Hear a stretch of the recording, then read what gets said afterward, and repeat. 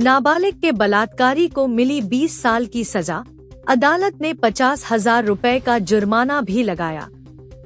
नमस्कार दर्शकों, एक युवक को 7 वर्षीय नाबालिग बच्ची के साथ यौन उत्पीड़न करने के आरोप में 20 साल की जेल की सजा सुनाई गई है।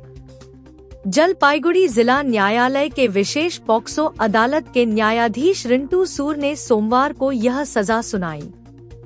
घटना 16 अप्रैल 2020 को सिलीगुड़ी से सटे भक्ति नगर थाना क्षेत्र में घटी थी। पड़ोसी किराएदार युवक ने कथित तौर पर 7 वर्षीय नाबालिग लड़की को बुलाया और उसका यौन उत्पीड़न किया। रात को जब बच्ची की मां घर लौटी तो उसने उसे सारी बात बताई। बाद में उसी रात नाबालिग के परिवार वालों ने भक्ति नगर पुलिस स्टेशन में पॉक्सो एक्ट के तहत मामला दर्ज कराया। पुलिस ने आरोपी को गिरफ्तार करने के बाद शीघ्र ही आरोप पत्र दाखिल कर दिया। जिला न्यायालय के लोक अभियोजक देबाशीष दत्ता ने बताया कि पीड़िता की मां ने भक्ति नगर थाने में आकर शिकायत की कि युवक ने उनकी बेटी के साथ दूल्हा दुल्हन की भूमिका निभाने के बहाने यह अपराध किया है।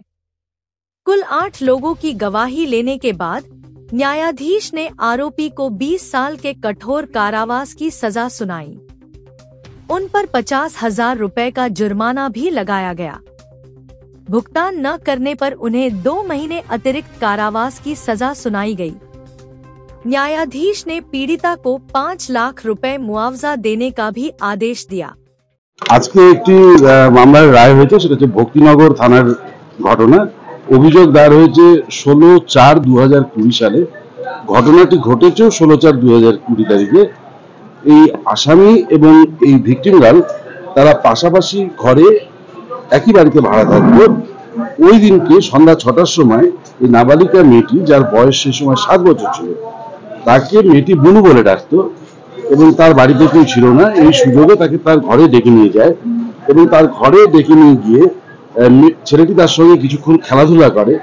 তারপর এই ছেলেটি মেয়েটিকে বলে যে, আয় বুনু, আমরা বর বউ খেলি।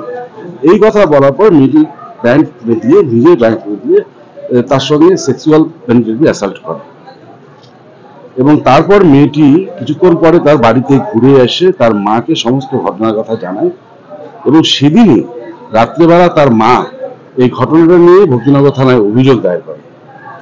অভিযোগ দায়ের করার পরে মেয়েটিকে ডাক্তারি পরীক্ষা করানো হয় এবং মেয়েটিকে মহামান্য আদালতের কাছে তার 164 রেকর্ড স্টেটমেন্ট পাঠানো হয় এবং এই কেসে পুলিশ তদন্ত করে চার্জশিট সাবমিট করার পরে সেকশন 6 এর বিরুদ্ধে চার্জ গঠন হয়।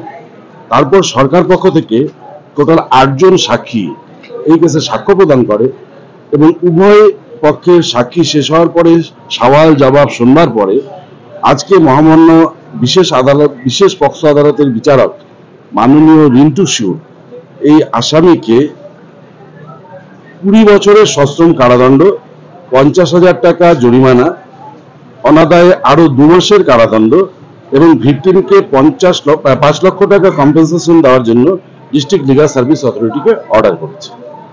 কত সালে? এটা 2020 সালের ঘটনা, 16/4/2020। এটা ভক্তিনগর থানার কেস। আমার নাম আর পরিচয়? আমার নাম দেবাশিস দত্ত, আমি বিশেষ সরকারি কৌশল।